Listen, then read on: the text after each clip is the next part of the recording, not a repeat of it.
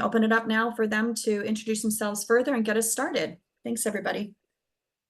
Great. Thanks, Jennifer. And I think that I'll kick things off, and I'll pass things here to Julie in just a few minutes. But Michael Murphy, I serve as the Senior Advisor of State Government Affairs at the American Pharmacists Association and work in partnership with all of the state pharmacy associations on different legislative and regulatory priorities. Some of the big issues that we've been focused on recently are related to scope of practice and ensuring that pharmacist provided services are covered under Medicaid plans and commercial health plans. So really excited to talk to you all today about some of the recent things that we're seeing changing and also hopefully empower folks to get ready to advocate for these changes as well.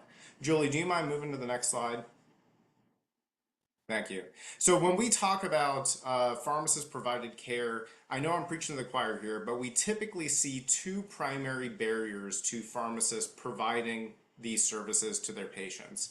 Scope of practice, what a pharmacist is allowed to do based off of their state laws and regulation, and ensuring that there is coverage for those services by all payers under the medical benefits. So at the federal level, we are historically talking about Medicare Part B, and at the state level, typically talking about Medicaid, both fee-for-service and managed care, as well as commercial payers. And then we also are talking about implementation. How do we actually roll out providing these types of services? Now, for folks that practice in embedded physician clinics or ambulatory care clinics, implementation may be a little bit easier because folks are already working with patients, have set up infrastructures to be able to potentially bill for their services. They just need to start actually submitting those claims. In the community pharmacy setting, we see different implementation challenges that we've seen in states that have expanded these types of programs, but we are seeing them roll out as well. So I want to talk quickly about scope of practice and then coverage for services and kind of where we are across the country, and then pass things over to Julie to give a state perspective on what the passage of some of these laws may look like. On the next slide, I've shown generally where we are seeing expansion in pharmacist scope of practice. And typically we talk about expanding pharmacist scope of practice. I really like to use the term aligning scope of practice with our education and training. We're not providing services that we're not educated and trained to provide. We're just limited in what we're allowed to provide because of some silly state laws and regulations that we're getting updated. We're seeing a lot of alignments coming in three primary categories: public health and prevention related services, so expanded ability for pharmacists to prescribe hormonal contraceptives, HIV, PEP and PrEP, tobacco cessation medications, as well as acute and chronic disease state management. This is things like pharmacists providing test and treat related services for acute ailments, or working with patients to manage their chronic conditions. I used to practice in an ambulatory care setting under collaborative practice agreements, and I worked with patients to manage their diabetes and their hypertension. And we're seeing a lot of pharmacists expanded abilities to do that under CPAs, and in some instances without CPAs. Pharmacists may have more independent prescriptive authority. And then also providing assessment and connection related services. On the next slide, you'll see a very high-level picture of where we see things potentially moving in the future. I think vaccinations are where we're going to continue to see a lot of positive movement in pharmacists' ability to prescribe and administer vaccinations. But we're also seeing a lot more discussion on pharmacists' ability to independently prescribe outside of any other direct tying to another prescriber, like a collaborative practice agreement or a standing order. We're seeing more discussions on that, and that might potentially be somewhere that we are expanding in additional states. We're also seeing a lot of focus on pharmacists prescribed medications through statewide protocols for things like test and treat related services, HIV, PrEP and PEP, hormonal contraceptives, and medications for opioid use disorder. And we're seeing a lot more patient advocacy organizations that are really understanding the role and value of the pharmacist. And, I've included a posting from the Elton John AIDS Foundation, who has been a huge supporter in pharmacist prescribed HIV preventative care services. And on the next slide, you'll see an image from the White House. They recently participated in a convening focused on pharmacist-provided hormonal contraceptives. So it's really exciting to see that, you know, pharmacists are getting these expanded authorities at the state level, but also that we're seeing patient advocacy organizations and the federal government that's really understanding expanded pharmacist roles as well. On the next slide, I'll start to talk where we are related to coverage for pharmacist services. So it's no surprise that we see this historical gap in coverage of our services under the medical benefit. And it's important to really communicate this with external stakeholders that these services are distinct from the dispensing of medications. Now, where we do see historical gaps, on the next slide, you'll see that we have seen a pretty dramatic expansion in the coverage of some of pharmacist services across the country. We're seeing this really expand broadly in Medicaid fee-for-service programs and managed care programs, as well as commercial health payers as well. And you can see represented on this map the states where there's coverage of at least one service provided by a pharmacist by a Medicaid plan or a commercial health payer across the country. So we see broad ability for pharmacists to provide at least one service, and we're continuing to work to expand those in all states, as well as ensure that there's some coverage of services in all states as well. And typically these services are being reimbursed similar to how other healthcare professional services are reimbursed as well, under the medical benefit, using similar types of CPT codes that other provider types are using. But there is variability in the scope of reimbursable services, and you'll see that on the next slide here, how significant that variability is. This isn't a comprehensive representation, but just showing you in general where we're aware of programs that are paying for pharmacist services. And many of these are based off of the passage of state laws and regulations. And you can see variability in both commercial reimbursement, Medicaid reimbursement, or if there's only reimbursement for a specific set of services. So let's use South Carolina and coverage for hormonal contraceptive services by the state Medicaid plan as an example.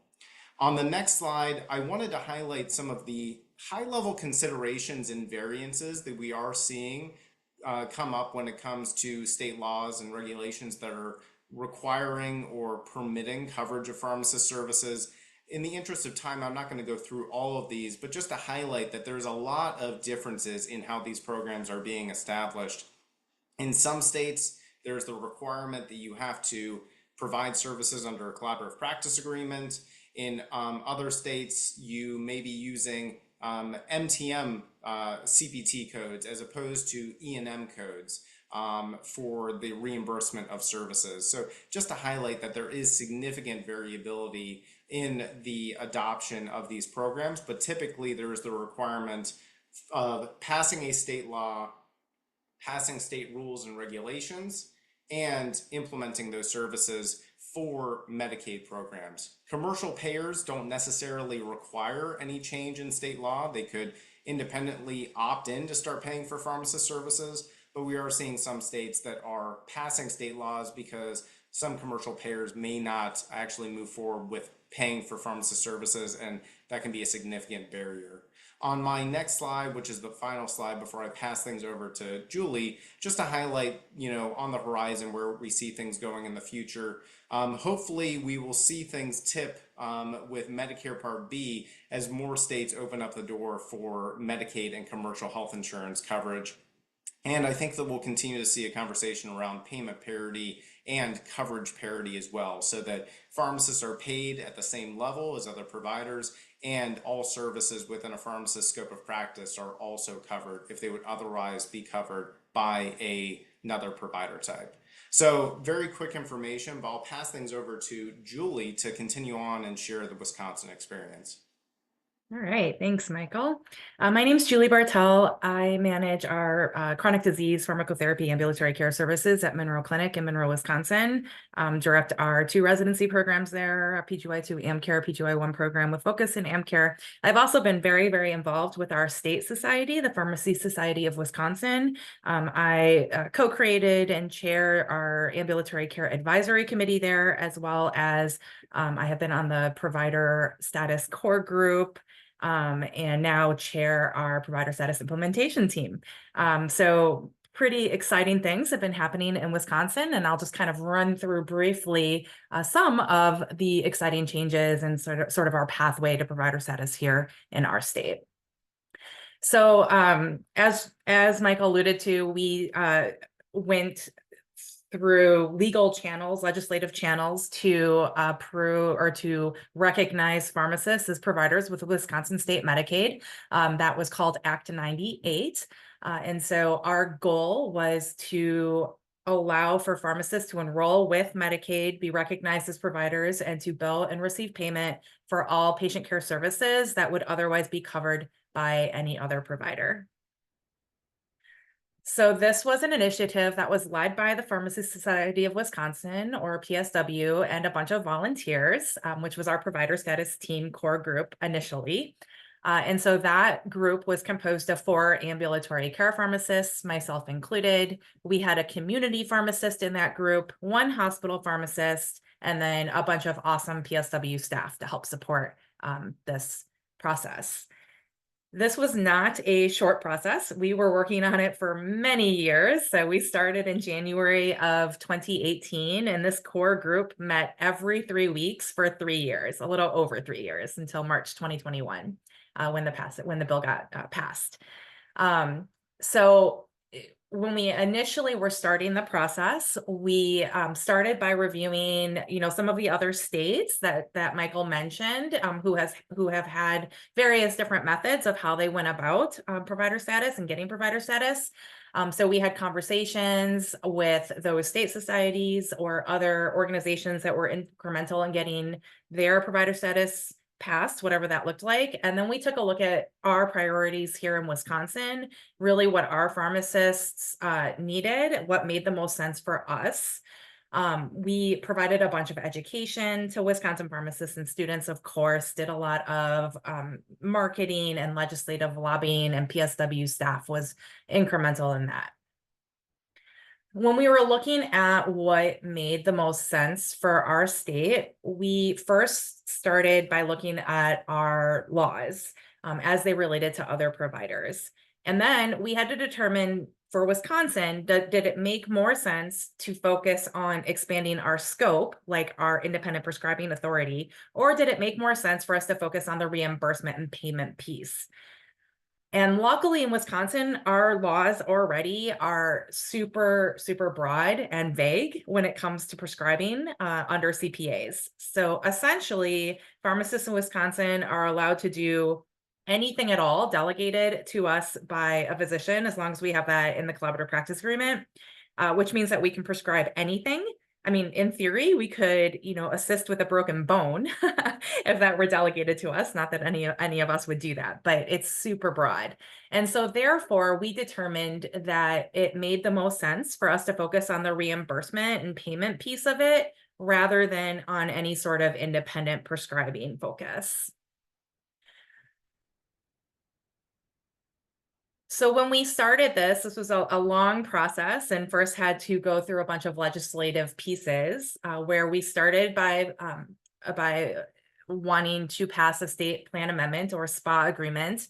And that took over a year to actually have that reviewed and passed.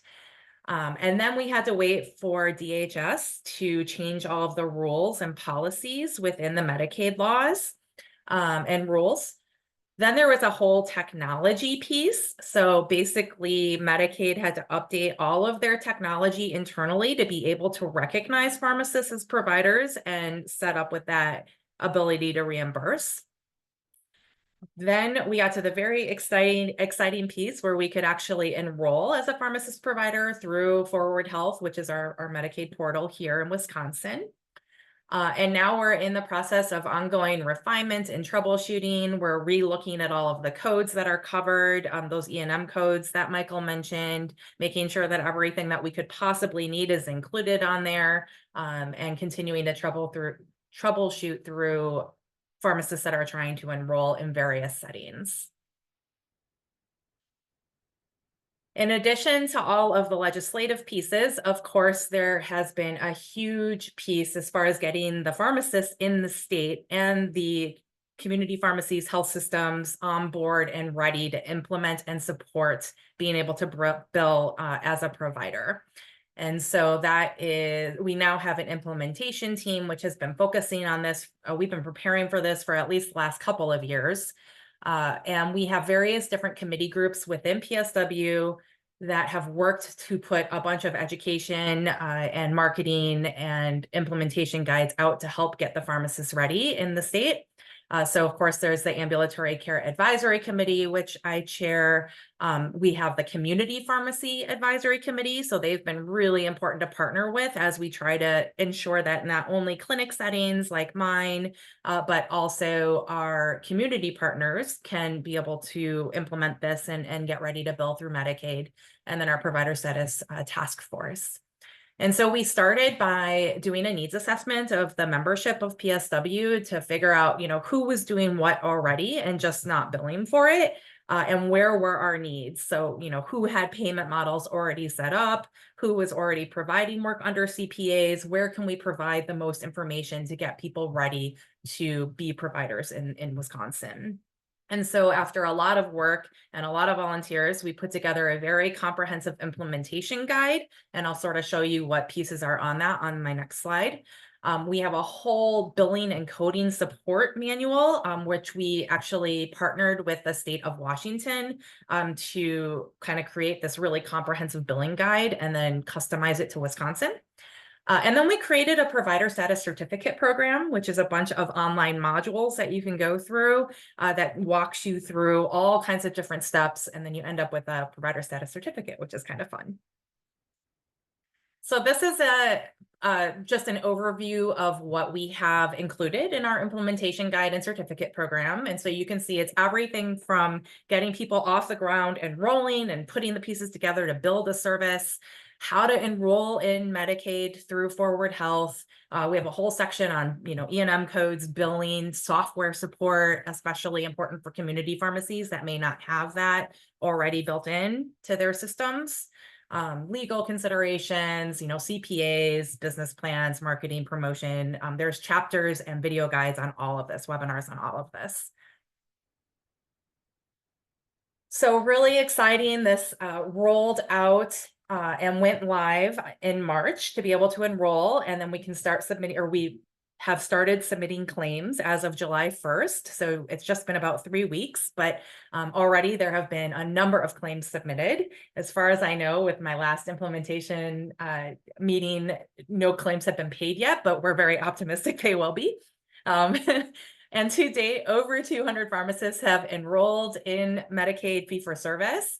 We also have 8 of 9 HMOs, Medicaid HMOs, ready to go. And the uptake's been a little bit slower on that because you have to enroll in each one separately. So we're working through some troubleshooting issues with that, but it's picking up. We have 107 pharmacists in the state that have the implementation guide. 17 pharmacists have completed the provider status certification program, with 20 others who have started. So really, really exciting. We have been waiting and working on this for a really long time. So we're very, very excited. And with that, I think we are now ready to divide into our breakout rooms. And so Michael and I came up with some questions, some discussion questions to just kind of talk about in your groups. And you'll have about 8 minutes to discuss each question in your group. And then we'll come back to the large group here and have a few minutes to report back. So our first question is kind of what I alluded to, when you're looking at what you have in your state or what you know about your state laws, would it make more sense for you to focus, if you were to, try to get provider status, on scope or the payment? I think we are hopefully all back. So if we could just take about 30 seconds to a minute per group and recap what you all talked about. Whoever wants to go first. Julie, I can go first. Okay. In our group, we actually had Jonathan Hughes, who said that he was a faculty for the ACCP billing guide that is out there, similar to what you have created for the state of Wisconsin. He advocated for reviewing that. He said it was a great resource. So I didn't know that existed. So I'm just putting a plug in for that.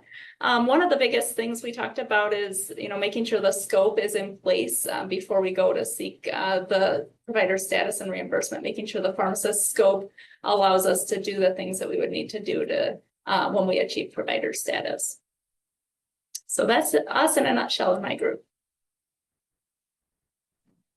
Hey, and quick clarification, as awesome as the Billing and Coding Academy is, as well as the resource we're hoping to make available that kind of comprehensively goes and reviews all the states.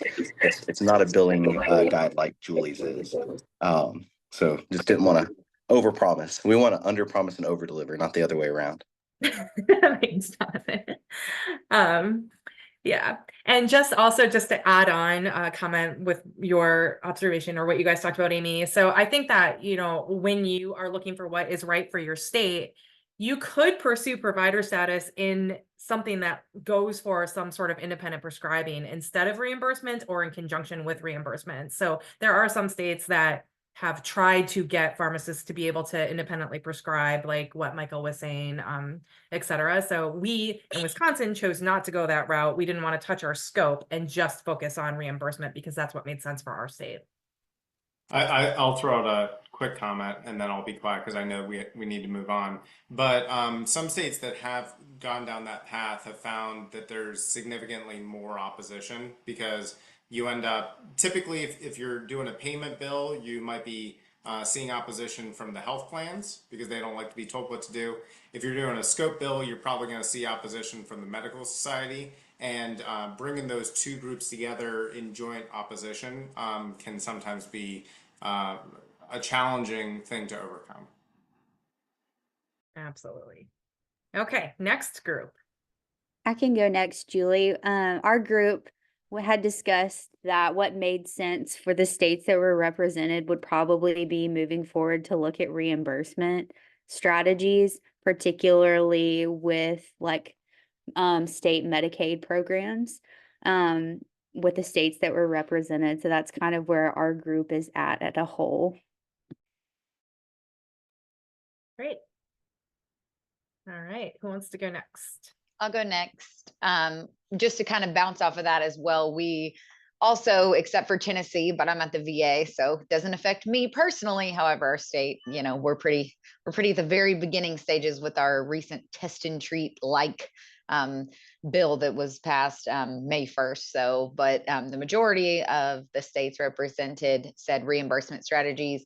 And we had talked more about the Medicare piece, more so than the Medicaid, as we were about to have to come back to the greater group and how the aging population really could benefit from our services dramatically. So it, really focusing on how can we get reimbursement from Medicare would be a really good, first move for these states that already have the status, focusing on that. Okay, now how do we get paid?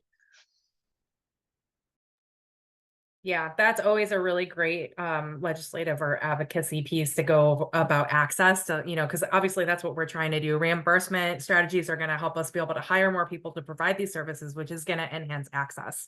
And I mean, it's really hard to argue with that. So thank you. Okay, Bree. Yeah, I think we had a couple people, we said the same thing as far as reimbursement, and then we have a few people, a couple people already have kind of contracts with Medicare and Medicaid plans. So someone in our group just started their position like 3 weeks ago. So they, I think they were from Oregon, and so in a medical center, and so that's kind of part of how their position is paid. And they also made a comment about trying to also we're already getting revenue from improving metrics. So just we need the reimbursement side, since we know that trying to get it from other ways is it's kind of hard that way, but we are already showing our value with the plans and the contracts, and at least trying to make that sort of statewide will kind of help. Cool. All right. Sounds like everybody had great conversation. We'll move on to our next question here. So when you think about starting this advocacy process for provider status, where do you think you should focus those efforts to expand service or to expand? Okay. Yeah, that was a little, we cut the time just a little bit to make sure we had enough time. No, it's fine. So really quick recaps. I think everybody's back. Do you want to just start there, Bree? Yeah, we didn't have too much to say. I think a lot of us, I think we said, I think for Maryland, our advocacy right now is focused on just with the insurers because we're trying to, we got law passed, but they're, trying to make it really restrictive for us as far as reimbursement. So I think a lot of what we have to do is just like education. And even with talking to, I think Anna was in my group from Tennessee and, them trying to get expansion of like their CPA and like what we actually can do. I think a lot of it is like, tying us to pharmacies when a lot of us aren't. So I think a lot of it is like advocacy efforts, more so just educating the people that are, making these decisions or that are, trying to, that we are trying to get, paid from is my big thing, is what seems to be a theme. Yeah, great points. Yeah, thank you. Who wants to go next? I can go next, Julie. Our group kind of jumped straight into talking about the most difficult subject, which is Medicare. So we kind of jumped into talking about that would be obviously the biggest fish to fry that would require probably the highest level of advocacy from like a state and federal level, but having that Medicare space open up would also be helpful on like a state level with state Medicaid programs as well, because they typically will follow suit. So we kind of discussed that a little bit and what that would look like in the future. Yeah, great. I think, we're sort of, knock on wood, hoping it goes in reverse as more and more states get Medicaid to reimburse. Hopefully Medicare will like learn their lesson and jump on board. But yeah, thanks for that. Okay, next. I can go next. In our group, we had someone from Tennessee. Actually, they've had provider status since 2017, but a lot of health systems are delayed in getting on board with utilizing that. Getting some credentialing and contracting going with different payers seems to be a little bit of a hurdle.